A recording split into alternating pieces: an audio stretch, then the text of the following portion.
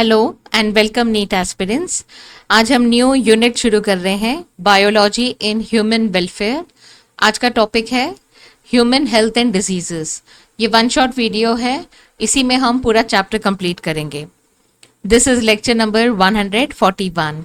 सो अगर आप NDA syllabus देखें, इसमें इन्फेक्शियस डिजीजेस के बारे में है, then about the immune system, primary and secondary lymphoid organs, type of immune responses, passive immunity and active immunity, then about cancer, AIDS and drug, alcohol, tobacco abuse. So textbook में भी इसी sequence में सारे topics दिए गए हैं। तो मैं पहले एडोलेसेंस एंड एब्यूज ये टॉपिक को पहले डिस्कस करूंगी। एनसीईआरटी की लाइंस को अगर आप ध्यान से पढ़ें तो उसमें बहुत अच्छी अच्छी बातें लिखी गई हैं, और इस चैप्टर को आप एक चैप्टर के जैसा ना देखें, बट इसे एक सेट ऑफ इंस्ट्रक्शंस की तरह देखें, द डूज एंड डोंट्स, जिसे आपको जिंदगी भर फॉलो करना है। सो देखिए, सबसे पहले मैं एब्यूज के बारे में बात करना चाहती हूँ।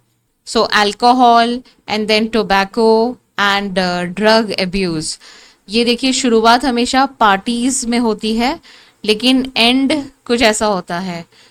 ड्रिंकिंग, स्मोकिंग एंड ड्रग्स, ये सब अफेक्ट करते हैं physical, physiological and psychological functions of body. इसीलिए इसे एक विशियस सर्कल कहा गया है। एक ऐसा सर्कल है जिसमें आप फंसते ही जाते हैं। सो आइडियली ये चैप्टर होना चाहिए था 5th स्टैंडर्ड में या 4th स्टैंडर्ड में, जब बच्चे एडोलेसेंस में एंटर करने वाले हैं, क्योंकि आप कोई भी अगर आपको नॉलेज चाहिए तो वो बिफोर हैंड आपके पास होनी चाहिए। ओके, तो यहाँ पर डिस्कस किया गया है, adolescence is a period and also a process, a transition process.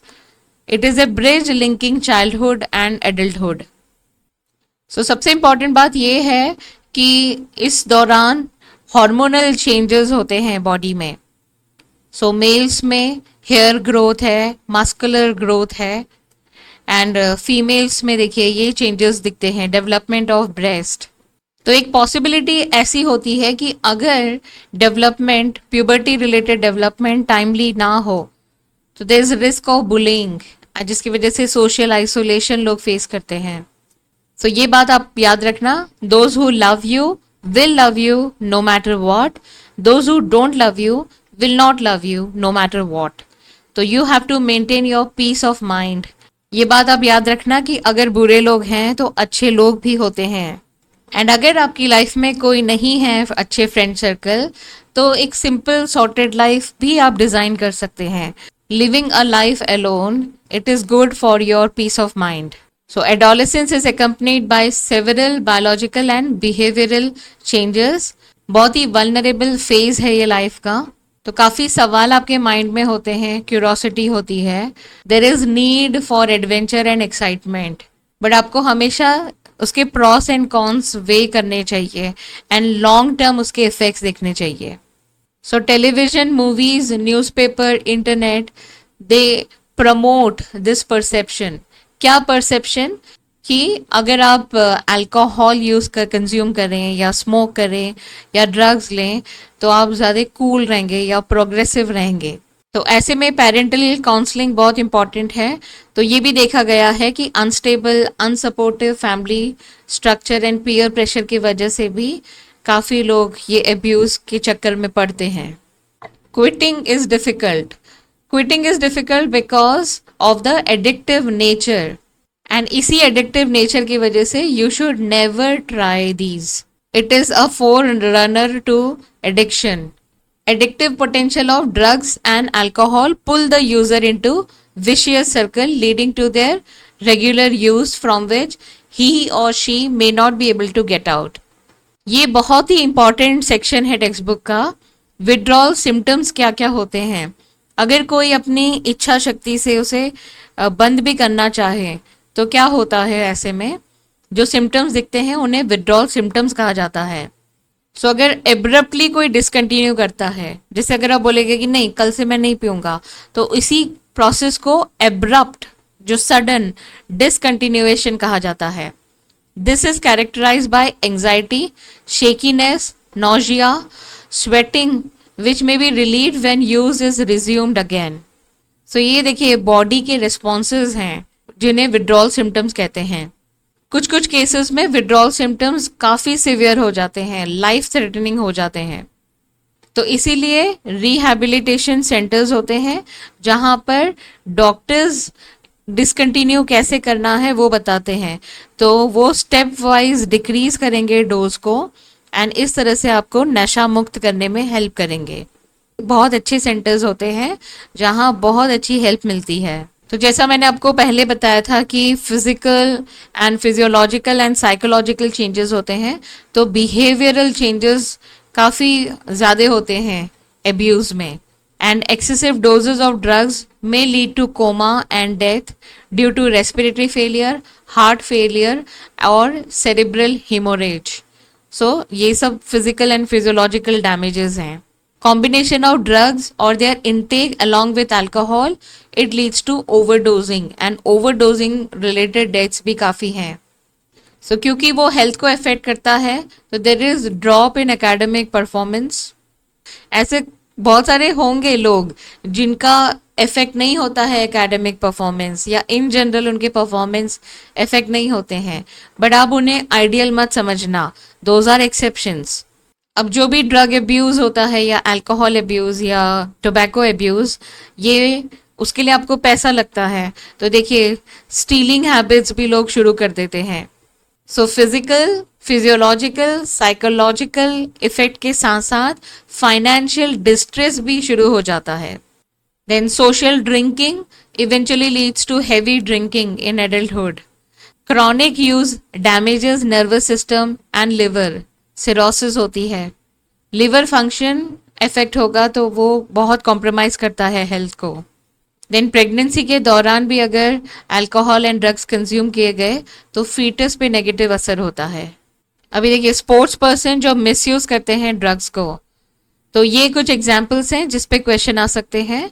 Narcotic, analgesics, anabolic steroids, diuretic and certain hormones like growth hormones are abused in sports to increase muscle strength and bulk and to promote aggressiveness and as a result increase athletic performance. So इसके side effects females में देखिए anabolic steroids के side effects, मैस्क्यूलिनाइजेशन, एक masculine feature आना, increased aggressiveness, mood swings, depression, abnormal menstrual cycle, excessive hair growth, enlargement of clitoris, deepening of voice. ये सारे side effects हैं। These effects may be permanent with prolonged use. Same way side effects males में देखिए ये सारे हैं। Decrease sperm production, potential for kidney liver dysfunction, breast enlargement, premature baldness, enlargement of the prostate gland. Again ये जो side effects हैं ये permanent हो सकते हैं with prolonged use. Adolescent male and female में severe facial and body acne, premature closure of growth centres of the long bones. तो premature closure की वजह से ग्रोथ भी स्टॉप हो जाती है, स्टंटेड ग्रोथ होगी। सो प्रिवेंशन एंड कंट्रोल, प्रिवेंट कैसे करें, आइडेंटिफाई द सिचुएशन। तो सबसे इंपॉर्टेंट रोल पेरेंट्स का है इसमें। Parenting that combines with high levels of nurturance and consistent discipline has been associated with lowered risk of substance abuse, या alcohol हो या ड्रग्स हो या टोबैको हो। सो प्रिवेंशन एंड कंट्रोल में सबसे पहले अवॉइड अनड्यू पीयर प्रेशर। तो every child is unique, every child should be respected, every child should be nurtured well. तो ये बात का ध्यान रखना चाहिए पेरेंट्स को, टीचर्स को एंड अगर स्पोर्ट्स के कोच हैं उनको। देखिए अभी आप नीट एस्पिरेंट्स हैं, अभी तक आप डॉक्टर बने नहीं हैं, but you still deserve respect and nurturing. आगे चल के आप बड़े न्यूरो सर्जन बनेंगे, कार्डियोलॉजिस्ट बनेंगे, नेफ्रोलॉजिस्ट, अच्छे अच्छे डॉक्टर बनेंगे, टॉप पोजीशन में जाएंगे, तब तो सब आपको सलाम ठोकेंगे। लेकिन अब जब आप कुछ भी नहीं हैं, स्टिल यू डिजर्व रिस्पेक्ट। ये बात मैंने छठ पूजा में सुनी थी बाय मनोज मुंताशिर कि छठ पूजा इसीलिए बहुत इम्पॉर्टेंट पूजा होती है। इसमें सूर्य को नमस्कार किया जाता है, प्रणाम किया जाता है, उगते हुए सूरज को और ढलते हुए सूरज को भी, क्योंकि सूरज तो देवता हैं ओके, और देवता हमेशा देवता रहते हैं, चाहे वो उग रहे हो या अस्त हो रहे हो। तो वही बात मैं अप्लाई करती हूँ बच्चों के लिए भी। Then next level prevention and control में देखिए, एजुकेशन एंड काउंसलिंग। तो एजुकेशन काउंसलिंग आपको प्रॉब्लम्स फेस करना सिखाती है, स्ट्रेसेस को हैंडल करना सिखाती है। तो मैं ये तो नहीं कहूंगी एक्सेप्ट डिसअपॉइंटमेंट, ओके, इसके बदले आप इस लाइन को याद रखना, मन का हुआ तो अच्छा, ना हुआ तो और भी अच्छा। Sometimes God destroys your plan before you destroy your self. तो आप हमेशा लाइफ को लॉन्ग टर्म देखना, ऐसा देखना कि आप 100 ईयर्स तक जीने वाले हैं। ओके, तो अब जो हो रहा है 20 ईयर्स में, आगे भी बहुत अच्छी बातें होने वाली हैं, आपके पास 80 ईयर्स और हैं जीने के लिए, तो निराश कभी नहीं होना है। Life will always surprise you and excite you. Seeking help from parents and peers. तो अगर कभी भी प्रॉब्लम हो तो इमीडिएटली हेल्प के लिए मांगिए। हेल्प लेने से कभी शर्म नहीं आनी चाहिए किसी को भी। एंड जब आप बातों को डिस्कस करेंगे तो आप अपनी feelings of anxiety and guilt को भी वेंट आउट कर सकते हैं। Looking for danger science, find someone using drugs और अल्कोहल, और इसकी रिपोर्टिंग भी करनी चाहिए। तो अगर आपको दिख रहा है कि कोई ड्रग्स एंड अल्कोहल या टोबैको अब्यूज कर रहा है तो उनके पेरेंट्स को इन्फॉर्म करना अच्छी बात है, वो कोई चुगली करना नहीं होगा। एंड जैसा कि मैंने बोला, रिहैबिलिटेशन प्रोग्राम्स, जो डी एडिक्शन सेंटर्स होते हैं, वहां पर आपको सपोर्ट ग्रुप्स मिलेंगे। सपोर्ट ग्रुप्स ऐसे होते हैं जिसमें और भी जो लोग हैं जो गलती से इन आदतों में फंस गए हैं, उनका ग्रुप जो होता है उसे सपोर्ट ग्रुप्स कहते हैं। तो दूसरों की भी आप बीती जब आप सुनेंगे तो उससे भी आपको काफ़ी हिम्मत मिलेगी। ओके, विल पावर बढ़ेगा to leave the dependence on these substances. अब देखिए एग्जाम्पलर में क्वेश्चन है, when an apparently healthy person is diagnosed as unhealthy by a psychiatrist, the reason could be the patient was not efficient at his work, no, the patient was not economically prosperous, ये भी गलत है, the patient shows behavioral and social maladjustments, yeah this is true। तो psychiatrist इसी चीज को evaluate करता है कि बिहेवियर कैसा है। लाइफ में प्रॉब्लम्स तो आती हैं, बट इसका मतलब ये नहीं है कि एकदम एग्रेसिव एंड रैश बिहेवियर आप शो करें। तो उसी इमोशनल कंट्रोल को साइकेट्रिस्ट एसेस करते हैं। तो ऑप्शन 3 इसका आंसर हो जाएगा। He does not take interest in sports, तो वो कोई रीजन नहीं होता है अनहेल्दी कहलाने के लिए। तो ऑप्शन 3 इसका आंसर है। सो जो भी काउंसलिंग एंड एडवाइसेस रिलेटेड था वो बातें मैंने अभी कवर कर ली हैं। अब हम बात करेंगे actual facts related to substance abuse. इसमें हम ड्रग्स के बारे में बात करेंगे, alcohol and tobacco. Drug abuse का डेफिनेशन क्या है? तो मेडिसिनल यूज के अलावा यूज करना या फिर इतनी अमाउंट में या इतनी फ्रीक्वेंसी में यूज करना जिसके वजह से physical, physiological and psychological functions impair हो जाए, that is called drug abuse. So drugs में 3 इंपॉर्टेंट कैटेगरीज हम पढ़ेंगे, opioids, cannabinoids, coca, alkaloids. Majority of these are obtained from flowering plants, some are obtained from fungi. So देखिए drugs के case में आपको उनके ऑल्टरनेट नाम याद करने हैं। Okay, plant source, how it is administered, the receptors of the drug and what is the effect. Okay, तो ये 5 कैटेगरीज तीनों ड्रग्स के बारे में आप अच्छे से याद कर लीजिए। तो पहला वाला जो है ओपियोइड, उनके ऑल्टरनेट नेम क्या है? Heroin, diacetyl morphine, smack. Then plant source papaver somniferum, जो पॉपी प्लांट कहते हैं। Administration by snorting and injection. Drug receptor in CNS and GIT, gastrointestinal tract, central nervous system. The effect is they are depressant, they slow down body functions.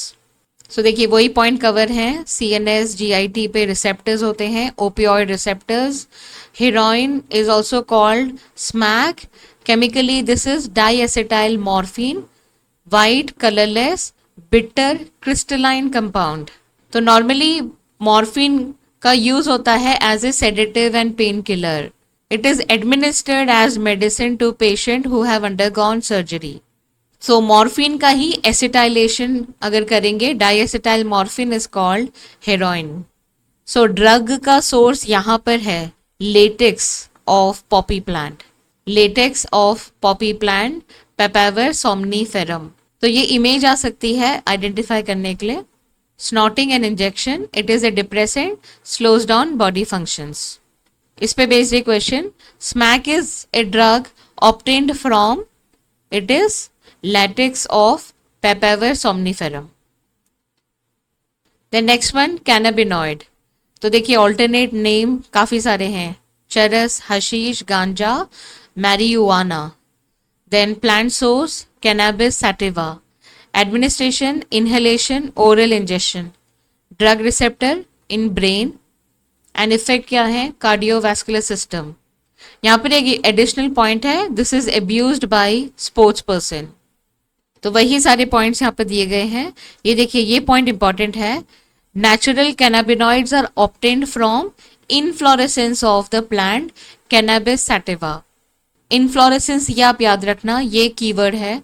So marijuana, hashish, charas and ganja, इनमें क्या difference है, ये flower top, leaves and resin के अलग अलग combination से बनते हैं। Effect on cardiovascular system of the body. Then identify the structure of cannabinoid molecule, ये भी, इस पे भी क्वेश्चन आ सकते हैं। Then next one, coca alkaloid. इसके देखिए सारे नाम सी से ही शुरू हो रहे हैं, cocaine, crack and coke. Plant source erythroxylum coca. Administration snorting. Drug receptor CNS में है। Effect it inhibit dopamine transport. वही सारे पॉइंट यहाँ पर दिए गए हैं।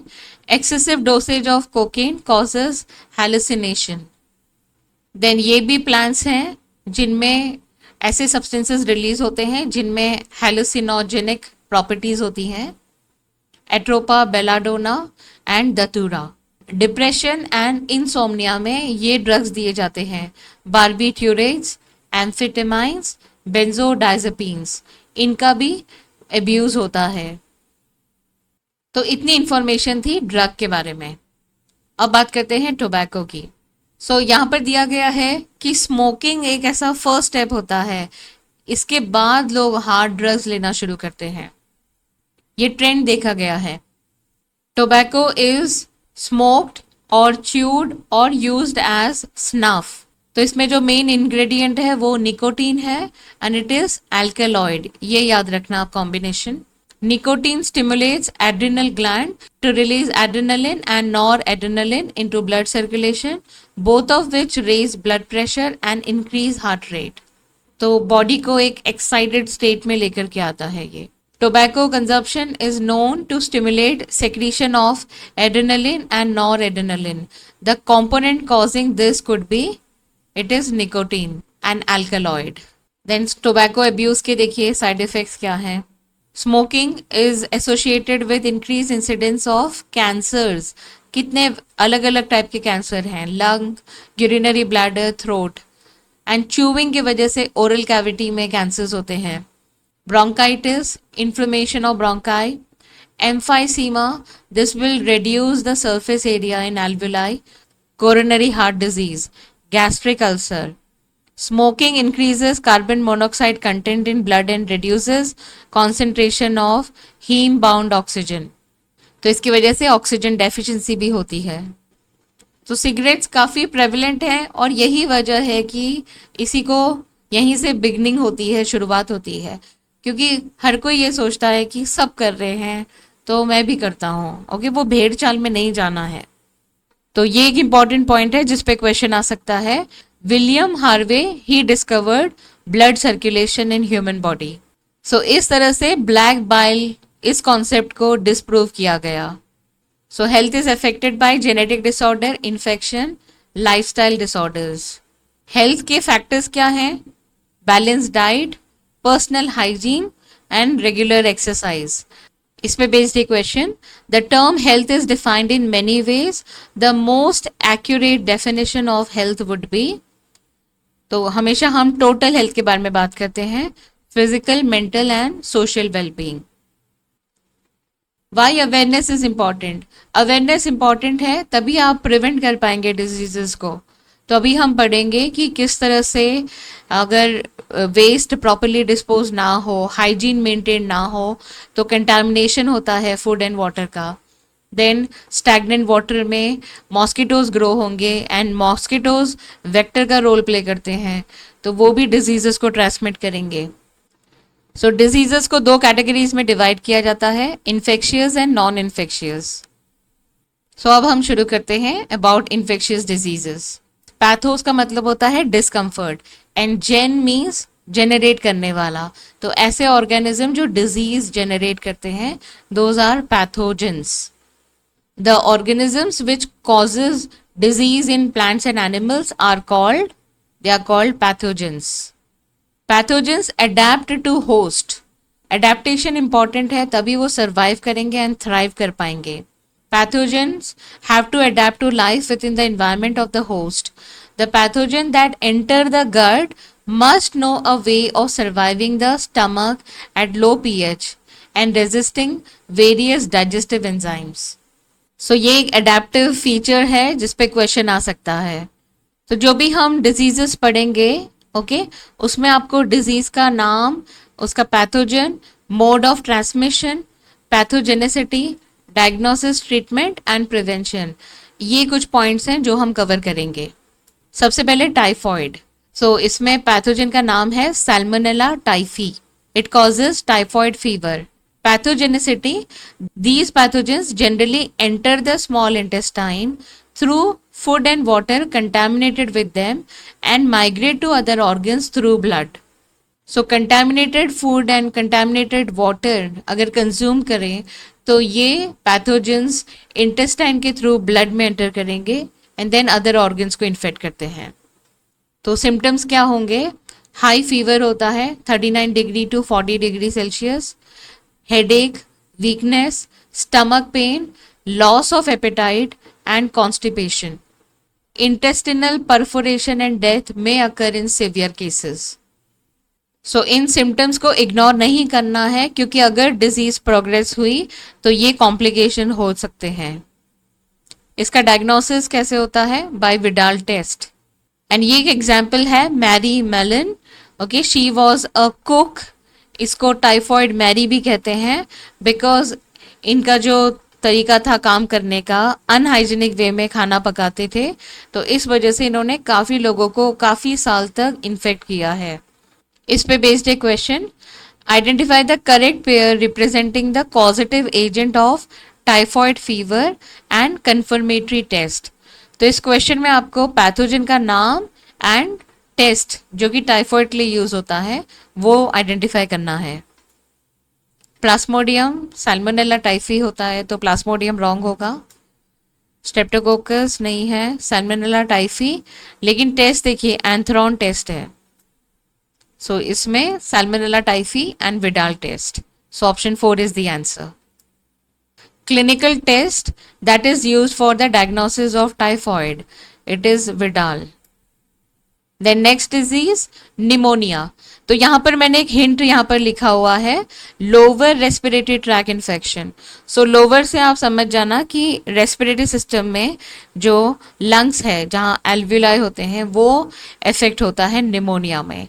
अब एल्व्यूलाई में एक्चुअल गैस एक्सचेंज होती है, राइट? तो अगर गैस एक्सचेंज इफेक्ट होगी, पेशेंट में ब्रेथलेसनेस के सिम्टम्स आएंगे। Pathogen bacteria like streptococcus pneumoniae and haemophilus influenzae. दो ऑर्गेनिजम्स आपको याद रखने हैं। Mode of transmission, a healthy person acquires infection by inhaling the droplets aerosols released by an infected person और even by sharing glasses and utensils with an infected person. अगर आप directly droplets and aerosols inhale कर रहे हैं या infected person का use किया कोई सामान आप यूज़ कर रहे हैं, तो उससे भी ट्रांसमिशन पॉसिबल है। Pathogenicity, it infects alveoli. तो एल्व्यूलाई इन्फेक्टेड होंगे तो वहाँ पर इन्फ्लेमेशन होगा एंड इस वजह से alveoli gets filled with fluid leading to severe problems in respiration. तो फ्लूइड एक्यूमुलेशन की वजह से गैस एक्सचेंज इफेक्ट होगा। ओके, तो सिवियर प्रॉब्लम्स होती हैं रेस्पिरेशन में। Symptoms include fever, chills, cough and headache. In severe cases, lips and fingernails may turn grey to bluish in color. Again क्योंकि प्रॉब्लम्स हो रही हैं रेस्पिरेशन में, ओके तो प्रॉपर ऑक्सीजन डिस्ट्रीब्यूट नहीं होगा, तो जो एक्सट्रीमिटीज होते हैं वहां पर ये कलर चेंज दिखता है because of hypoxia. Many diseases can be diagnosed by observing the symptoms in the patient. Which group of symptoms are indicative of pneumonia? So देखिए पहला ही इसमें ऑप्शन में ये हिंट दिया है, difficulty in respiration, this is the answer. Other bacterial diseases, dysentery, plague, diphtheria are some of the other bacterial diseases. तो ये नाम याद रखना क्योंकि इसी पे क्वेश्चन आ सकता है कि is this viral, fungal, protozoal और बैक्टीरियल डिजीज। अब वायरल डिजीजेस में कॉमन कोल्ड एग्जाम्पल है। Common cold upper respiratory system को अफेक्ट करता है। राइनो वायरस पैथोजन का नाम, represent one such group of viruses which cause one of the most infectious human ailments, the common cold. Mode of transmission, droplets resulting from cough or sneezes. तो कभी भी respiratory infection हो तो mode of transmission droplets ही होंगे, aerosols and droplets. And indirectly जो भी objects person, जो infected person है उसने यूज किए हैं, उसके थ्रू ट्रांसमिशन होता है। Pathogenicity, they infect the nose and respiratory passage but not the lungs. Symptoms, nasal congestion and discharge, sore throat, hoarseness, cough, headache, tiredness, which usually last for 3 to 7 days. So viral infections उसमें auto recovery हो जाती है, okay बस patient को काफ़ी rest लेना चाहिए and जितना हो सके क्लियर करने का है ये जो फ्लूइड डिस्चार्ज हो रहा है, तो steam inhalation is the best remedy. अब next one, protozoan disease, malaria. इसमें पैथोजन का नाम है plasmodium. A tiny protozoan is responsible for this disease. Different species of plasmodium, vivax, malariae, falciparum are responsible for different types of malaria. Of these, malignant malaria caused by Plasmodium falciparum is the most serious one and can even be fatal. तो Plasmodium आप आगे चल के देखेंगे RBCs को effect करता है, okay तो उसकी वजह से ऐसे क्लम्पिंग होती है आरबीसीज की, ओके जो कि फाइन कैपिलरीज को ब्लॉक कर सकते हैं, तो ये बहुत ही डेडली होता है प्लाज्मोडियम फैल्सिपेरम। तो इसीलिए कभी भी सिम्टम दिखे मलेरिया के तो इमीडिएट उसकी डायग्नोसिस एंड प्रॉपर ट्रीटमेंट ये करना बहुत ज़्यादा ज़रूरी है। Mode of transmission, Plasmodium enters the human body as sporozoite infectious form through the bite of infected female Anopheles mosquito. तो ये जो एनोफिलस मॉस्किटो है ये पैथोजन नहीं है, पैथोजन प्लाज्मोडियम है जो कि इसके थ्रू ट्रैवल करता है, ओके इसीलिए इसे वेक्टर कहा जाता है। Vector, female Anopheles mosquito is the vector and ये बायोलॉजिकल वेक्टर है। आगे चल के हम पढ़ेंगे हाउस फ्लाई एक मैकेनिकल वेक्टर है, एनोफिलस मॉस्किटो बायोलॉजिकल वेक्टर है क्योंकि प्लाज्मोडियम का एक फेज होता है लाइफ साइकिल का जिसमें कि वो डिपेंडेंट होता है एनोफिलस मॉस्किटो में। They develop inside the mosquito. जो सेक्सुअल फेज है वो हम देखेंगे आगे लाइफ साइकिल में। तो लाइफ साइकिल देखिए दो होस्ट जरूरी हैं, ह्यूमंस में एसेक्सुअल फेज होता है, मॉस्किटो में सेक्सुअल फेज।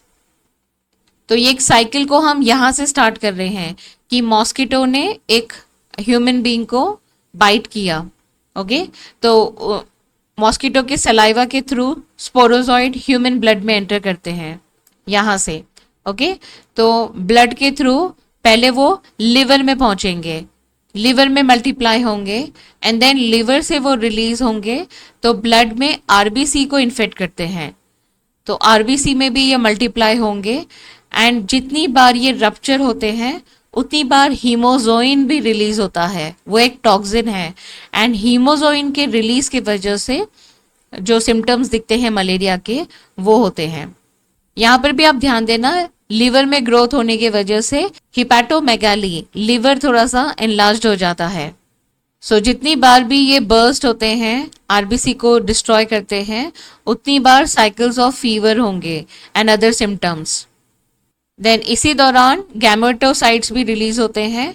ओके, तो अगर मॉस्किटो ने बाइट किया तो गैमेटोसाइट्स यहाँ से ट्रैवल करेंगे, they will reach the gut of mosquito.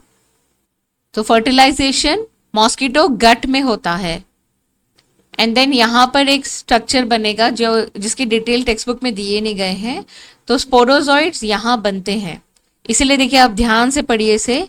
Mature infective stages sporozoite escape from the gut and migrate to the mosquito salivary glands. So sporozoites कहाँ बनते हैं? गट में बनते हैं एंड उसके बाद वो माइग्रेट करते हैं, they reside in the salivary gland. तो नेक्स्ट टाइम ये मॉस्किटो किसी दूसरे ह्यूमन बीइंग को बाइट करेगा तो स्पोरोजॉइड्स का ट्रांसफर होगा। तो इस तरह से साइकिल कंटिन्यू होती जाती है। तो अब जब हम ये साइकिल समझ गए हैं तो हमें ये कितना क्लैरिटी मिल गई है कि मॉस्किटो बाइट से अपने आप को बचा के रखें। तो इसीलिए पैथोलॉजी पढ़ना ज़रूरी होता है, तो आप आइडेंटिफाई कर पाते हैं कि प्रिवेंटिव मेजर्स हम कहाँ पर ले सकें, कौन से स्टेप में रोकथाम की जा सकती है। Plasmodium enter blood, reach liver, multiply in liver, जो यहाँ पर दिया गया है, and then they release in blood, attack RBCs, multiply in RBC, rupture RBC and release more plasmodium which further attack more RBCs. Sexual form are also released when RBC rupture, जो gametocytes हैं, यहाँ पे देखिए gametocytes लिखा हुआ है। Every time RBC rupture, hemozoin toxin is released. इसके बाद क्या होता है? Mosquito bites human, Plasmodium enters in mosquito, undergo further development, mature infective stage, sporozoids escape from gut, migrate to the salivary gland. The cycle continues once the mosquito bites the human. अब इस पे based a question. Hemozoin it is a toxin which is released from Plasmodium infected cells. Option 3. Next one. The sporozoid that cause infection when a female Anopheles mosquito bites a person are formed in. तो देखिए जल्दीबाजी में कोई बच्चे salivary glands को मार कर सकते हैं, but they are formed in the gut and gut में बनने के बाद they reach salivary glands, but they are formed in the gut. तो इस क्वेश्चन का आंसर होगा ऑप्शन 4। ये भी क्वेश्चन एग्जाम्पलर में दिया गया है। A person with sickle cell anemia is less prone to malaria, क्योंकि इनके आरबीसीज का शेप ही ऐसा होता है कि वो इनफ एरिया ही नहीं मिलती है प्लाज्मोडियम को ग्रो होने के लिए। तो इसीलिए आप एग्जाम्पलर क्वेश्चंस कीजिए, क्योंकि भले ही टेक्स्ट बुक में इंफॉर्मेशन ना दी गई हो, एग्जाम्पलर में अगर ये क्वेश्चन दिया है तो नीट में ये पूछा जा सकता है। ओके, मेक श्योर कि आप सारे एग्जाम्पलर क्वेश्चंस करें। तो ये सारे टेक्स्ट बुक की लाइंस हैं। ओके, अब next one, amoebiasis, pathogen Entamoeba histolytica. This is a protozoan parasite in the large intestine of human which causes amoebiasis, amoebic dysentery. Symptoms क्या हैं? Constipation, abdominal pain. कॉन्स्टिपेशन आपने typhoid में भी देखा था, स्टमक पेन था, यहाँ पर abdominal pain, cramps, stools with excess mucus and blood clots. तो हिस्टोलाइसिस हो रही है, इसलिए ब्लड क्लॉट्स भी दिखेंगे इसमें। Mode of transmission, house flies act as mechanical carriers and serve to transmit the parasite from feces of infected person to food and food products, thereby contaminating them. Land करते हैं faeces पे, तो faeces के particles उस पर stick करेंगे and then वो food particles पे लैंड करेंगे, तो इस तरह से वो मैकेनिकली ट्रांसमिट कर रहे हैं, इसलिए इसको मैकेनिकल वेक्टर या कैरियर कहते हैं। तो देखिए यहाँ पर आप समझ जाइए कि ये प्रिवेंटेबल है। तो अब क्या आप कंज्यूम कर रहे हैं, कौन सा पानी पी रहे हैं, उस पर ध्यान रखना बहुत ज़्यादा ज़रूरी है। देन हेलमिंथ पैरासाइट, इसकी वजह से पहली disease ascariasis, Pathogen Ascaris, this is roundworm. Intestinal parasite causes ascariasis. इसमें भी mode of transmission is through fecally contaminated water, vegetables, fruits. Symptoms: internal bleeding, muscular pain, fever, anemia, blockage of intestinal passage. So intestinal infection में हमने typhoid पढ़ लिया, then amoebiasis and ascariasis. तो इनके symptoms आप एक कॉलम बना करके तीनों को कंपेयर कीजिए एंड अच्छे से उसे बाय हार्ट करके रखिए, क्योंकि उस पर कंफ्यूजिंग क्वेश्चन डिजाइन किए जा सकते हैं. डिजीज फाइलेरियासिस है, जिसे एलिफेंटियासिस भी कहते हैं. तो इतना जो थिक लेग का शेप हो गया है, इसलिए इसको एलिफेंटियासिस कहते हैं. Pathogen Wuchereria bancrofti malayi. तो इसका मेन रीजन क्या है? Pathogenicity is due to chronic inflammation. तो filarial worms they can live for many years in the lymphatic vessels of lower limbs. Genital organs are also affected, which causes gross deformities. इसमें भी mosquito vectors involved हैं. Next, ringworm. Fungal infection है ये. Pathogen. Many fungi belonging to the genera Microsporum, Trichophyton and Epidermophyton are responsible for ringworms, which is one of the most common infectious diseases in man. तो तीन genus आपको याद रखने हैं: microsporum, trichophyton and Epidermophyton. Symptoms: appearance of dry scaly lesions on various part of the body, skin, nails and scalp. Lesions are accompanied by intense itching. Heat and moisture help the fungi to grow. इसीलिए skin folds such as in groin and between toes, इस region में ये growth होती है. जो image text book में दी गई है वो ये है. Mode of transmission: ringworms are generally acquired from soil or by using towels, clothes or even the comb of infected individual. इस पे based a question: which of the following is not the causal organism for ringworm? तो यहाँ पे देखिए microsporum and मैक्रोस्पोरम में confuse किया है, तो ये इसका आंसर है. सो यहाँ पर आप देखें प्रिवेंशन ऑफ डिजीजेस दिया गया है. Prevention of vector borne diseases में एडीज मॉस्किटो, इसके बारे में मेंशन है. एडीज की वजह से डेंगी एंड चिकनगुनिया होता है. Okay, this is the only information on these two diseases. इनका वेक्टर है एडीज मॉस्किटो. प्रिवेंशन में personal hygiene, keep everything clean, keep the food and water clean. Then public hygiene में proper disposal of waste and excreta, periodic cleaning and disinfection of the reservoirs, observing standard practices of hygiene in public catering. Then vector-borne diseases में for diseases such as malaria and filariasis, control and eliminate the vector and their breeding places. तो इसके solutions हैं breeding places को eliminate करने के लिए.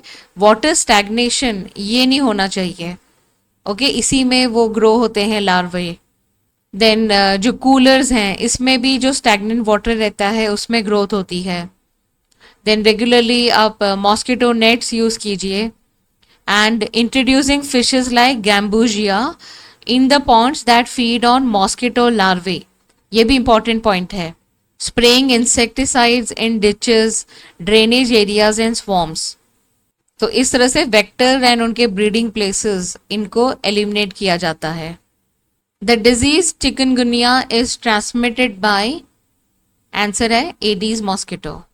तो ऐसा ही कुछ क्वेश्चन आप एक्सपेक्ट कीजिए. Okay, disease and the vector type. तो इसके साथ ही हमने ये पॉइंट खत्म कर लिया है. अब नेक्स्ट बात करेंगे इम्यून सिस्टम की. वैक्सीन्स ये बहुत इफेक्टिव है. इसमें देखिए ये एग्जाम्पल आप याद रखना. स्मॉल पॉक्स, ये डिजीज इरेडिकेट हो गई है ग्लोबली, इसके कोई केसेस नहीं है. And that is with the help of vaccine and immunisation programme. So ये for examples polio, diphtheria, pneumonia, tetanus, ये बहुत इफेक्टिव वैक्सीन्स हैं, तो ये बच्चों को दी जाती हैं. इम्यून सिस्टम के बारे में अब बात करते हैं. We are exposed every day to large number of infectious agents. फिर भी हम हेल्दी रहते हैं, उसका मेन क्रेडिट ज़्यादा है इम्यून सिस्टम को. Body is able to defend itself from most of these foreign agents. So this overall ability of the host to fight disease causing organisms conferred by the immune system is called immunity. Immunity को हम दो broad category में divide करते हैं. Innate immunity, innate means you are born with this immunity, and acquired immunity, the immunity which you acquire during the lifetime due to exposure to different antigens pathogens. तो innate immunity textbook में आप ये term पढ़ेंगे, it is non specific. आप जब higher classes में immunity के बारे में ज़्यादा डिटेल में पढ़ेंगे, स्पेसिफिकली इन्नेट इम्यूनिटी, तब आप रियलाइज़ करेंगे कि ये एक्चुअली मल्टी स्पेसिफिक होती है. तो नॉन स्पेसिफिक से ऐसा लगता है कि ये किसी काम की नहीं है. ओके क्योंकि आप एक न्यू स्टूडेंट हो, आपको लगेगा कि ये इंपॉर्टेंट नहीं है. मैक्सिमम सबका फोकस एडेप्टिव इम्यूनिटी पे रहता है, ये अच्छा वाला इम्यूनिटी है, ऐसा सोचते हैं. But innate immunity is the foundation. पूरी एडेप्टिव इम्यूनिटी इन्नेट इम्यूनिटी पे डिपेंडेंट है. तो इसके डिटेल में मैं नहीं जाऊंगी, बट आप इतना समझिए कि ये एक तरह का मिसनोमर है. यहाँ पर हर टेक्स्ट बुक में नॉन स्पेसिफिक दिया गया है. ये सिर्फ एनसीईआरटी की गलती नहीं है, इन जनरल इस तरह से डिस्क्राइब किया जाता है इन्नेट इम्यूनिटी को.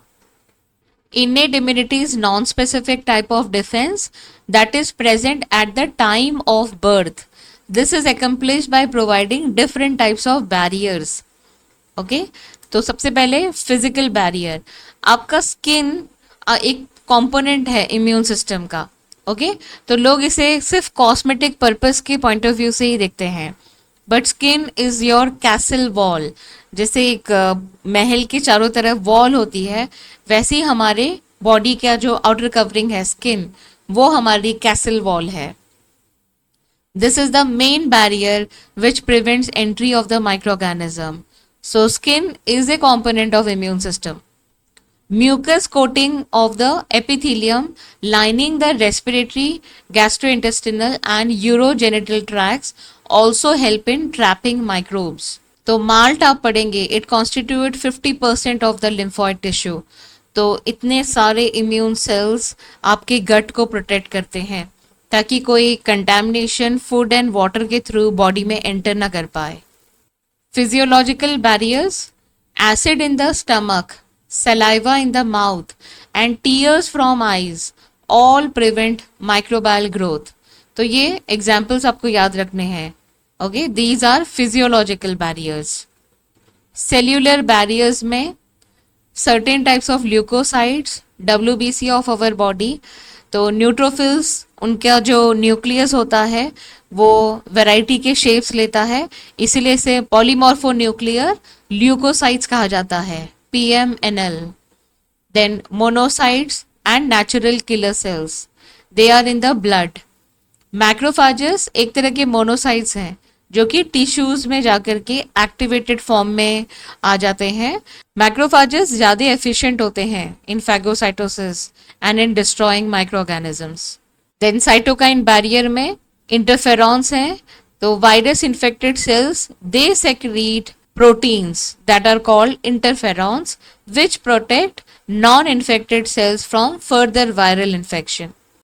The substance produced by a cell in viral infection that can protect other cells from further infection is called interferon. Next, acquired immunity. Acquired immunity on the other hand is pathogen specific. It is characterized by memory.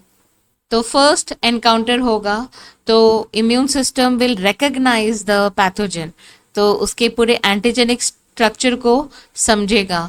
तो ये जो response होता है ये primary response होता है. Okay ये slow होता है, लो इंटेंसिटी का होता है. Subsequent encounter with the same pathogen एलिसिट्स a highly intensified secondary response. इसको एनामनेस्टिक रिस्पॉन्स कहते हैं. आपने कभी मूवीज में सुना होगा ये टर्म एमनीजिया, जब कहते हैं कि इसकी याददाश्त चली गई है, एमनीजिया. तो एमनीजिया का ही ऑपोजिट है एनामनीजिया, मतलब कि स्ट्रॉन्ग मेमोरी होना. Okay anamnestic response. तो ये रेस्पॉन्स मेमोरी बेस्ड है। तो इमीडिएटली जैसे ही पैथोजन दिखा तो वो मेमोरी सेल्स एक्टिवेट होंगे एंड स्ट्रॉन्ग इम्यून रिस्पॉन्स आएगा। तो ये एक बहुत अच्छा फीचर है एक्वायर्ड इम्यूनिटी का। Okay, memory cells. So response quick भी होगा एंड काफी इंटेंस होगा। सो एक्वायर्ड इम्यूनिटी में आप दो टाइप के रिस्पॉन्सेज पढ़ेंगे, B cell mediated and T cell mediated. Primary and secondary immune responses are carried out with the help of two special types of lymphocytes present in our body. These are B lymphocytes and T lymphocytes. तो leukocytes WBC होते हैं, तो उसमें आपको granulocytes and A granulocytes दो categories मिलेंगी। Okay, and A granulocytes में monocytes होते हैं एंड लिम्फोसाइट्स। तो यहाँ पर हम लिम्फोसाइट्स की बात कर रहे हैं जिसकी दो फर्दर कैटेगरीज हैं, B and T. B lymphocytes produce an army of protein in response to pathogens into our blood to fight with them. So these proteins are called antibodies, immunoglobulins. The T cells themselves do not secrete antibodies but help B cells to produce them. Each antibody molecule has 4 peptide chains. So ये हैं 4 peptide chains, 1, 2, 3, 4. 2 small, those are called light chains and 2 longer, heavy chains. ये जो proteins होते हैं antibodies, ये soluble proteins हैं। Okay, ये blood में होते हैं, इसीलिए एंटीबॉडी मीडिएटेड रिस्पॉन्स को ह्यूमरल इम्यून रिस्पॉन्स कहते हैं। सो ये वाई शेप्ड स्ट्रक्चर होता है एंटीबॉडी का और यहाँ पर एंटीजन बाइंड करता है, तो ये है एंटीजन बाइंडिंग साइट। अब हर एंटीजन का स्ट्रक्चर अलग होगा। ओके, इसीलिए ये जो साइट्स होती हैं ये वेरिएबल साइट्स होती हैं एंड ये जो रीजन है ये कांस्टेंट रीजन है। यहाँ पर आप एन देख सकते हैं, यहाँ पर सी। एन का मतलब है प्रोटीन का ये स्टार्टिंग पॉइंट है, एन टर्मिनल, एंड ये सी टर्मिनल है। यहाँ पर देखिए एस एस बॉन्ड्स, ये है डाइसल्फाइड बॉन्ड, तो इंट्रा मॉलिक्यूलर डाइसल्फाइड बॉन्ड्स होंगे एंड इंटरमॉलिक्यूलर, ये दो चेन्स के बीच के बॉन्ड्स हैं, इंटरमॉलिक्यूलर बॉन्ड्स हैं ये। Antibodies present in colostrum which protect the newborn from certain diseases is of the type, they are IgA type. Secretory antibody IgA होती है। T cell में देखिए second type is called cell mediated immune response or cell mediated immunity. T lymphocyte mediate CMI. तो कोई भी organ transplant के rejection में T cells important role play करते हैं, क्योंकि ये जो टी सेल्स हैं ये सेल्फ एंड नॉन सेल्फ को डिस्टिंग्विश कर सकते हैं। तो इसी वजह से ग्राफ्ट या ट्रांसप्लांट के बाद इम्यूनोसप्रेसेंस दिए जाते हैं पेशेंट को। तो सेल्फ एमएचसी सेल्फ एंटीजन होंगे तो टी सेल्स अटैक नहीं करते हैं, लेकिन नॉन सेल्फ एंटीजन दिखा ग्राफ्ट में जो भी ऑर्गन ट्रांसप्लांटेड है तो स्ट्रॉन्ग इम्यून रिस्पॉन्स होगा, cell mediated immune response. So देखिए इस पे बेस्ड एक question, which of the following immune responses responsible for rejection of kidney graft? Cell mediated immune response, option 4। Vaccination immunisation, इसका basis क्या होता है? इसमें इम्यून सिस्टम को एक्सपोज किया जाता है to a preparation of antigenic protein of pathogen या फिर इनएक्टिवेटेड ऑफ वीकेंड पैथोजन। तो पैथोजन वीक है या फिर ओनली उसका प्रोटीन यूज किया गया है। ओके, तो ऐसे में क्या होगा कि इन्फेक्शन नहीं होगा, लेकिन उस एक्सपोजर की वजह से इम्यून सिस्टम एक मेमोरी डेवलप कर पाएगा उस एंटीजन की। ओके, तो यही बेसिस है वैक्सीनेशन एंड इम्यूनाइजेशन का। तो नेक्स्ट टाइम जब एक्चुअल लाइव पैथोजन एंटर करेगा या उसका कोई एक्सपोजर होगा तो इम्यून सिस्टम ऑलरेडी प्रिपेयर्ड रहेगा विद द मेमोरी सेल्स, तो स्ट्रॉन्ग इम्यून रिस्पॉन्स होगा। तो इस तरह से एक रेजिस्टेंस डेवलप होगा, डिजीज आगे बढ़ेगी नहीं। The antibodies produce in the body against these antigen would neutralise pathogenic agents during actual infection. The vaccines also generate memory B and T cells that recognize the pathogen quickly on subsequent exposure. तो vaccination इसीलिए दी जाती है ताकि subsequent exposure okay, उसमें massive production होगा antibodies का. If a person is infected with some deadly microbe to which quick immune response is required.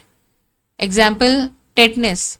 तो कभी अगर कोई रस्टेड नेल से आपको चोट लग जाए तो उसमें क्या होता है, क्लॉस्ट्रीडियम टेटानी जो बैक्टीरिया के स्पोर्स होते हैं वो प्रेजेंट होने के चांसेस हैं. ओके, तो ऐसे में जो प्री फॉर्म्ड एंटीबॉडीज हैं वो डॉक्टर्स देते हैं. इसे एंटीटॉक्सिन प्रिपरेशन कहा जाता है. स्नेक बाइट्स में भी रेडीमेड एंटीबॉडीज दी जाती हैं जिन्हें एंटी वेनम कहते हैं. ओके, तो जब भी एंटीबॉडीज रेडीमेड दी जाएं तो उसे पैसिव इम्यूनाइजेशन कहते हैं. बायोटेक में हम पढ़ेंगे रिकॉम्बिनेंट डीएनए टेक्नोलॉजी. इसका सबसे बड़ा एडवांटेज क्या है, antigenic polypeptide of pathogen in bacteria and east इसे प्रोड्यूस किया जाता है. तो एक तो लार्ज स्केल में वैक्सीन अवेलेबल हो जाएगी एंड उसमें कोई कंटामिनेटिंग प्रोटीन्स नहीं रहेंगे.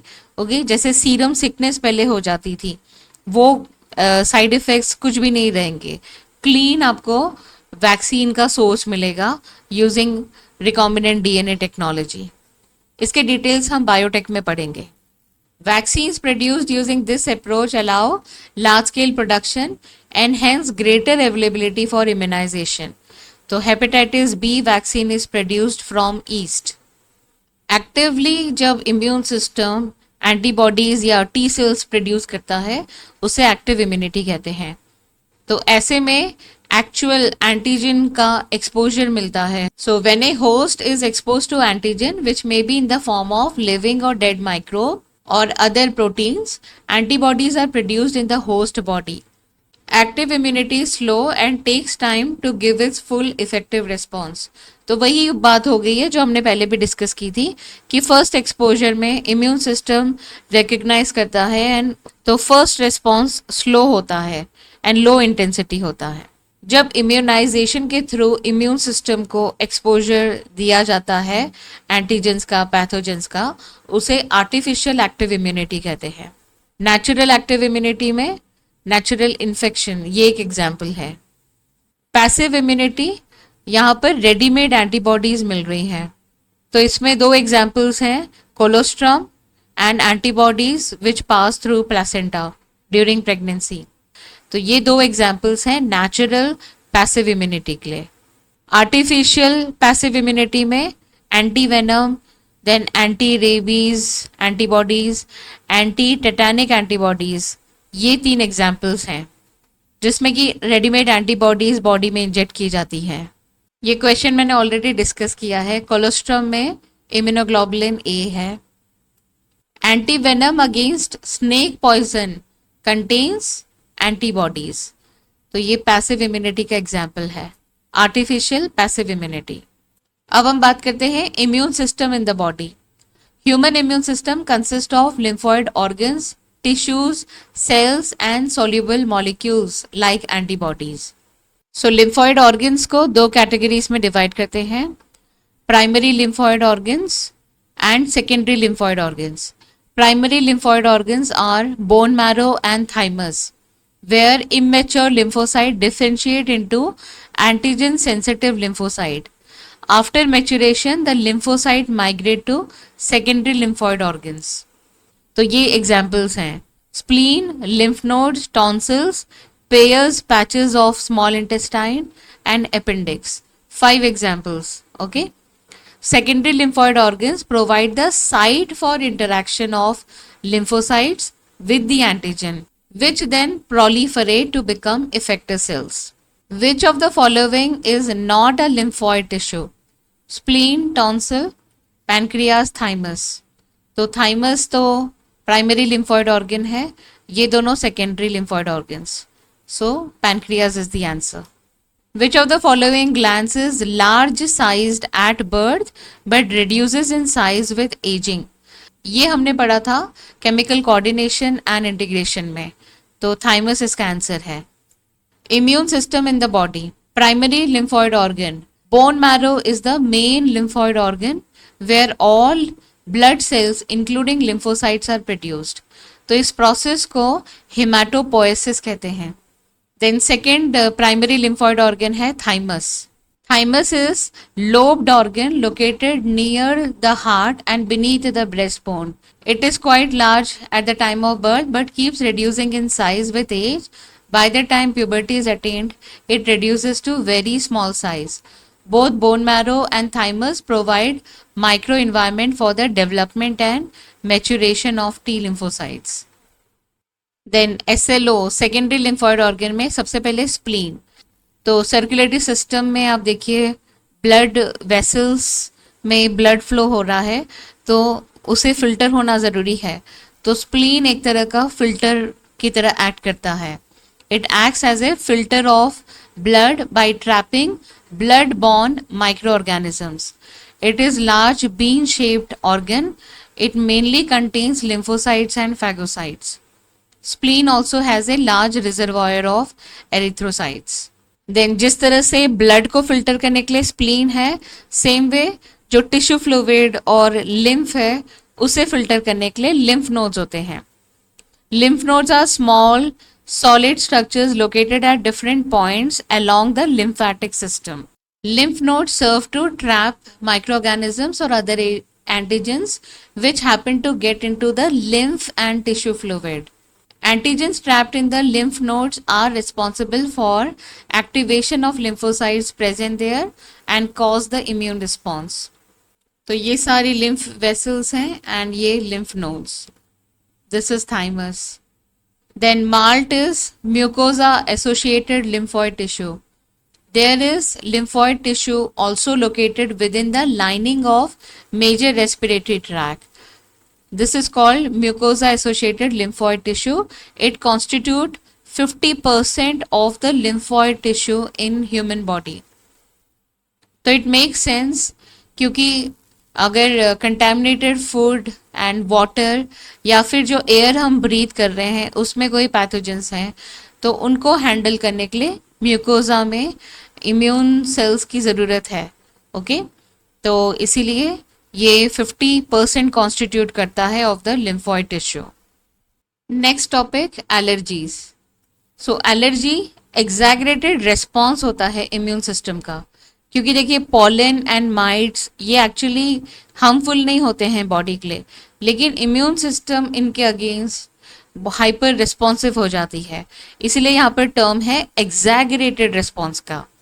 The substance to which an immune response is produced are called allergens.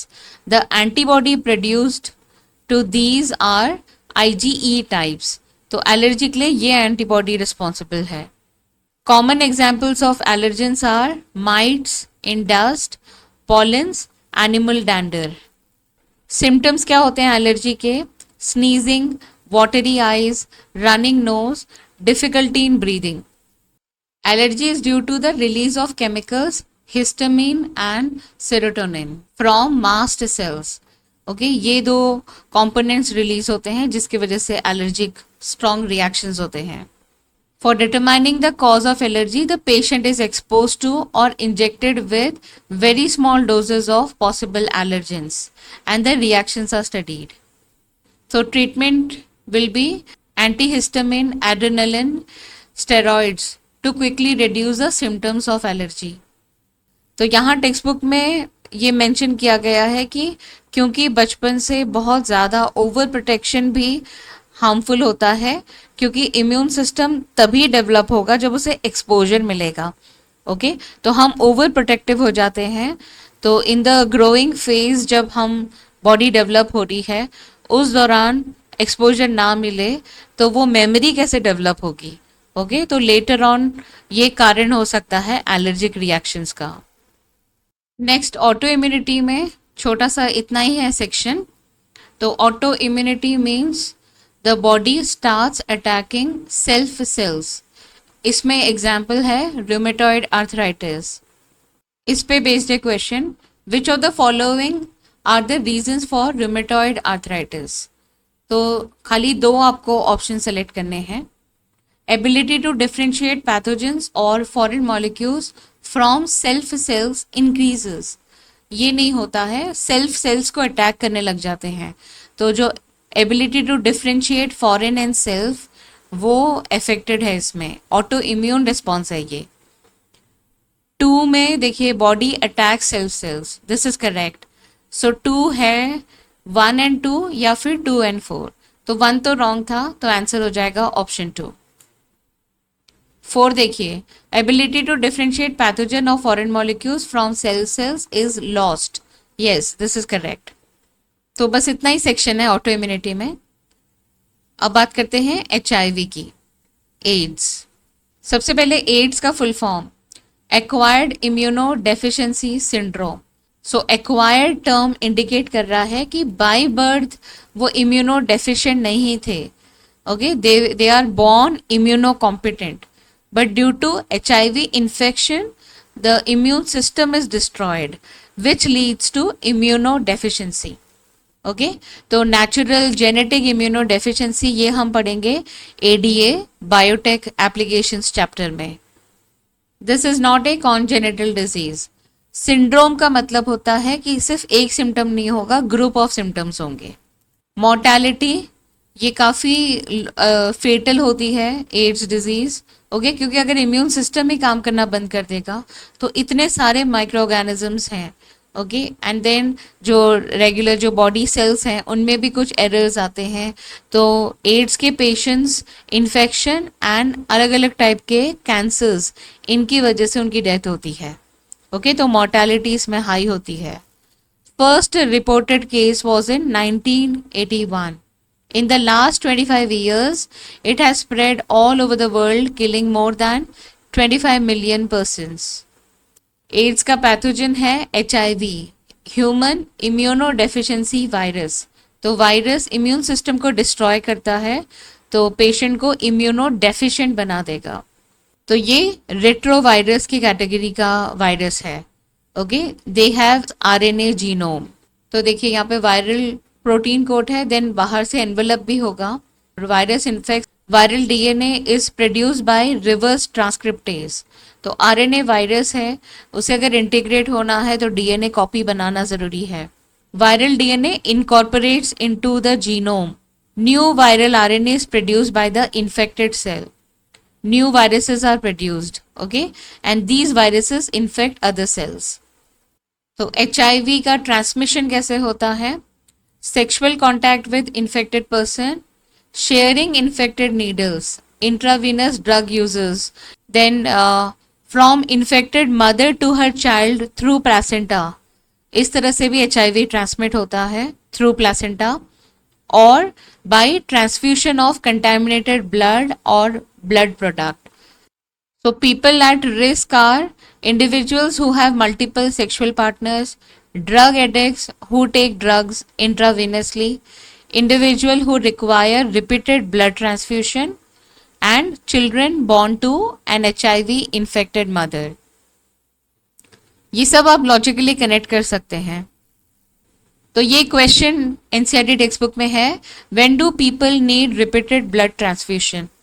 तो ब्लड कैंसर केसेस में, या फिर बोन मैरो डिसऑर्डर्स हैं, या फिर patients who have inherited blood disorders, thalassaemia, sickle cell disease, इन्हें रेगुलरली ब्लड ट्रांसफ्यूशन की ज़रूरत है।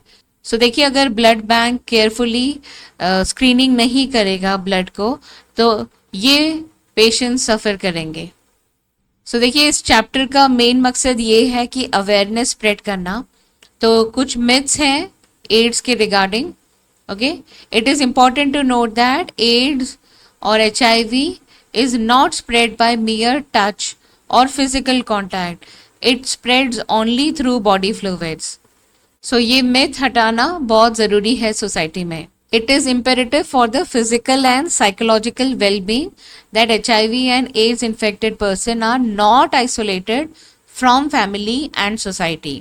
तो स्पेशली देखिए ऐसे लोग, children who are born to HIV infected mother, उन्हें डिस्क्रिमिनेट नहीं करना चाहिए।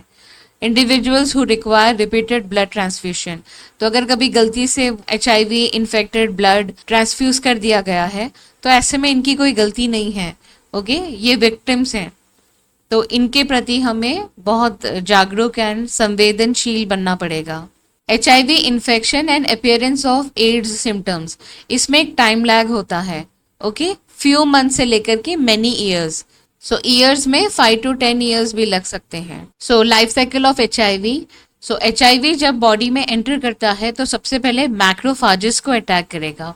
सो मैक्रोफाजेस में जो RNA जीनोम है उससे DNA की कॉपी बनाई जाएगी with the help of enzyme reverse transcriptase, and this DNA will integrate in the host cell DNA. ये इंटीग्रेट कर देता है.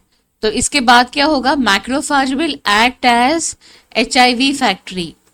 ये न्यू वायरसेस प्रोड्यूस करता जाएगा, एंड ये वायरसेस T लिम्फोसाइट्स को इन्फेक्ट करते हैं, जो स्पेसिफिक सबसेट है हेल्पर T लिम्फोसाइट्स. अब ये क्रूशियल हैं, ये सेंट्रल सेल्स हैं एडेप्टिव इम्यूनिटी को कंट्रोल करने के लिए. ओके तो इनका नंबर डिप्लीट होना शुरू होगा क्योंकि वायरस इसमें मल्टीप्लाई होंगे, इसे डिस्ट्रॉय करेंगे. तो प्रोग्रेसिव डिक्रीज होगा number of helper T lymphocytes का. देखिए सिम्टम्स ऑफ एड्स क्या हैं. Person suffers from bouts of fever, diarrhoea and weight loss. तो इम्यूनिटी इतनी वीक हो जाती है, person becomes susceptible to Mycobacterium, viruses, fungi, parasites like Toxoplasma. Diagnosis technique है ELISA, enzyme linked immunosorbent assay. तो ये एक सीरोलॉजिकल टेस्ट है, antigen antibody reaction, widely use diagnostic test for AIDS. Treatment of AIDS with anti retroviral drugs is only partially effective. बहुत important point है. So eventually death is inevitable. उसे delay किया जा सकता है but it can not be prevented. इसीलिए prevention is the best option. Conscious behaviour patterns, okay, and proper monitoring, ये बहुत ज़रूरी है. तो यहाँ पर बहुत इंपॉर्टेंट लाइन लिखी है, the only excuse may be ignorance, and it has been rightly said, don't die of ignorance. NACO का फुल फॉर्म, इस पे क्वेश्चन आते हैं. National AIDS Control Organisation. They are doing a lot to educate people. तो देखिए blood bank safety, ये बहुत important है. ensuring the use of only disposable needles and syringe in public and private hospitals and clinics, free distribution of condoms, controlling drug abuse, advocating safe sex, promoting regular checkups for HIV. तो ये सारे steps हैं HIV को control करने के लिए. तो देखिए ऑनेस्ट डिक्लेरेशन, ये बहुत इंपॉर्टेंट पॉइंट है. इन्फेक्शन विद HIV और AIDS is something that should not be hidden. It is a malady that can only be tackled by the society and medical fraternity acting together to prevent the spread of the disease. Okay, so any HIV case should be reported, okay, and handled properly. इस पे based a question. AIDS is caused by HIV. Among the following, which one is not a mode of transmission of HIV? So, shaking hands with infected person. So last section cancer, इस पे हम अभी discussion करेंगे. Cancer most dreaded disease है क्योंकि इसमें एक normal cell transform हो जाता है. ओके, इसे ऑन्कोजेनिक ट्रांसफॉर्मेशन कहते हैं. आगे चल के आप पढ़ेंगे मल्टीपल फैक्टर्स इन्वॉल्व होते हैं. तो ऐसा नहीं है कि एक स्टेप हुआ और कैंसर हो जाएगा, मल्टीपल लेवल पे फेलियर होता है. इसीलिए जब कैंसर प्रोग्रेस होता है तो उसे वापस कंट्रोल में लाना भी मुश्किल है, बहुत चैलेंजिंग है. सो ये कीवर्ड आप याद रखना, oncogenic transformation. So cancer is related to uncontrolled cell growth. So जो नॉर्मल सेल्स हैं, ओके, उनमें cell growth and differentiation is highly controlled and regulated.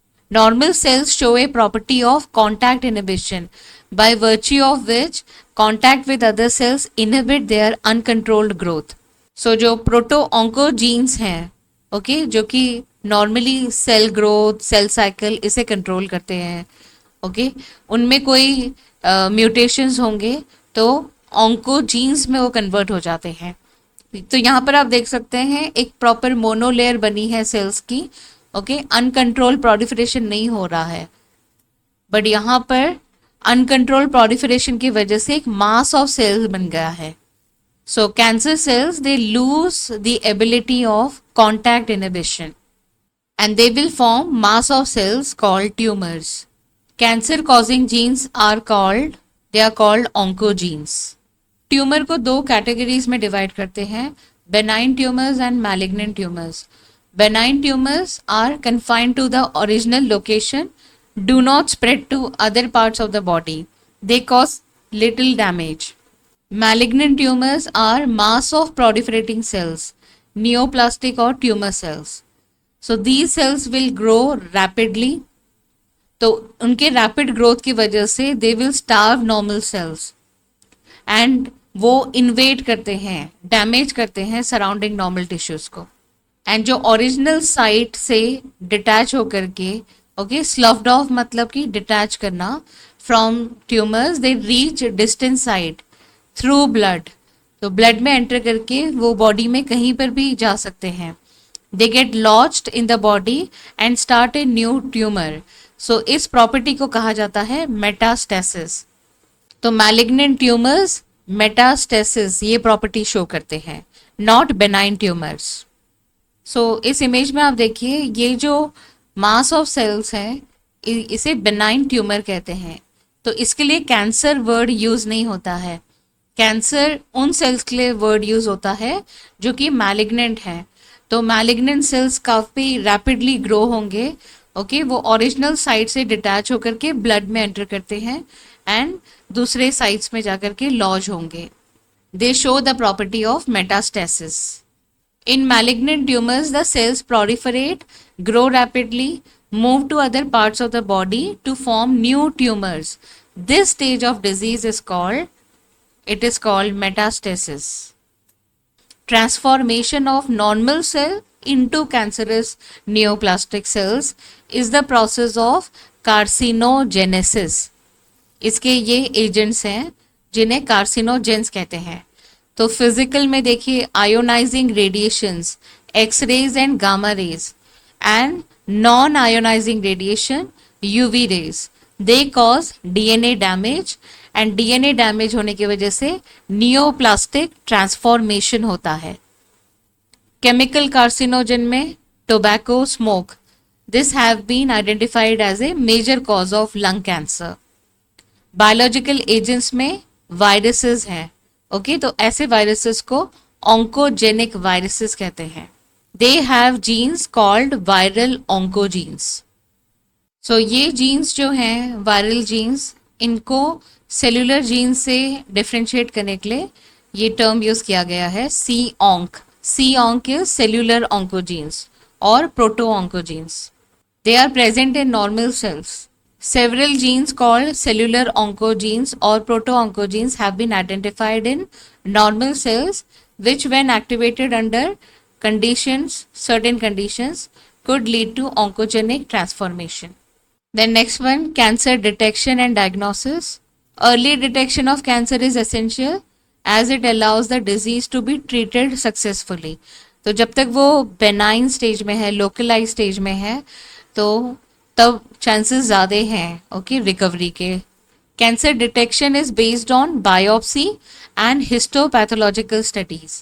तो हिस्टोपैथोलॉजिस्ट केयरफुल एनालिसिस करते हैं सेल्स की, ओके, मॉर्फोलॉजिकली वो डिटरमाइन कर सकते हैं कि ये ऑन्कोजेनिक ट्रांसफॉर्मेशन शो कर रहा है या नहीं. Blood and bone marrow test for increased cell counts in case of leukaemia. तो क्योंकि अनकंट्रोल्ड सेल ग्रोथ ये एक डिफाइनिंग फीचर है कैंसर का, तो अगर सेल काउंट्स इंक्रीज हुए तो वो इंडिकेटिव हैं, ओके. बायोप्सी में देखिए, piece of suspected tissue is cut into thin section. ये थिन सेक्शंस को आप स्लाइड पे रख पाएंगे, उसकी स्टेनिंग कर पाएंगे. तो हिस्टोपैथोलॉजिकल स्टडी कर सकते हैं, ओके, पैथोलॉजिस्ट उसे एग्जामिन कर सकता है. तो ये प्रिपरेशन जो होती है, ओके, हिस्टोपैथोलॉजी में ये सब की जाती हैं. Use of x-ray, CT scan and MRI are very useful to detect cancers of the internal organs. CT scan ये भी एक्सरे यूज करते हैं, लेकिन ये एक 3D इमेज जनरेट कर सकते हैं इंटरनल ऑर्गन्स की. MRI uses strong magnetic field and non-ionizing radiations to accurately detect pathological and physiological changes in the living tissue. तो ये MRI का एडवांटेज है, नॉन आयोनाइजिंग रेडिएशन यूज होती है इसमें. Antibodies against cancer specific antigens are also used for detection of certain cancers. Then molecular diagnosis, अभी हमने देखा था जो सेलुलर ऑन्कोजीन्स हैं, okay, which can contribute to oncogenic transformation. तो मॉलिकुलर बायोलॉजी टेक्निक से इसकी स्क्रीनिंग कर सकते हैं। Identification of such genes which predispose an individual to certain cancer, मतलब कि प्री डिस्पोज का मतलब होता है कि रिस्क बढ़ जाता है कैंसर के लिए, ओके। तो अगर वो जीन्स को हम आइडेंटिफाई कर पाए जिसकी वजह से कैंसर के रिस्क बढ़ते हैं, तो ये बहुत हेल्पफुल होगा in early diagnosis and screening of cancer. So ऐसे जो ससेप्टेबल इंडिविजुअल्स होते हैं, they can bring in lifestyle changes so as to minimise exposure to carcinogens. अब ट्रीटमेंट ऑफ कैंसर में सर्जरी भी है, रेडिएशन थेरेपी, कीमोथेरेपी, इम्यूनोथेरेपी। तो individual therapies या फिर कॉम्बिनेशन ऑफ थेरेपी यूज की जाती है। In radiation therapy tumour cells are irradiated lethally, taking proper care of the normal tissue surrounding tumour मास। तो रेडिएशन से ट्यूमर सेल्स को किल किया जाता है। कीमोथेरेपी में ड्रग्स यूज की जाएंगी टू किल कैंसरस सेल्स। अब क्योंकि ड्रग्स को या तो ओरल पिल्स की तरह दिया जाएगा या आईवी में दिया जाएगा, तो इसके अदर साइड इफ़ेक्ट्स भी होते हैं, क्योंकि जो भी सेल्स रैपिडली मल्टीप्लाई कर रहे हैं उन्हें ये टारगेट करती है। तो ये साइड इफ़ेक्ट्स भी देखे जाते हैं कीमोथेरेपी में। इम्यून थेरेपी में अल्फा इंटरफेरॉन्स ये एडमिनिस्टर किए जाते हैं। They activate the immune system and help in destroying the tumour. Cancer पे बेस्ड ये question. Diseases are broadly grouped into infectious and non-infectious diseases. Identify the infectious diseases. So 2 and 4, option 4. तो इस chapter में हमने काफ़ी diseases पढ़ी हैं, तो इस तरह के क्वेश्चन आप एक्सपेक्ट कर सकते हैं, ओके। आपको लिस्ट दी जाएगी और आइडेंटिफाई करने के लिए कहा जाएगा कोई भी कैटेगरी ऑफ डिजीज। सो इसके साथ ही हमने ये चैप्टर के सारे टॉपिक्स कवर कर लिए हैं। अब नेक्स्ट चैप्टर में हम बात करेंगे microbes in human welfare. Thanks a lot for watching this video and take very good care of yourself.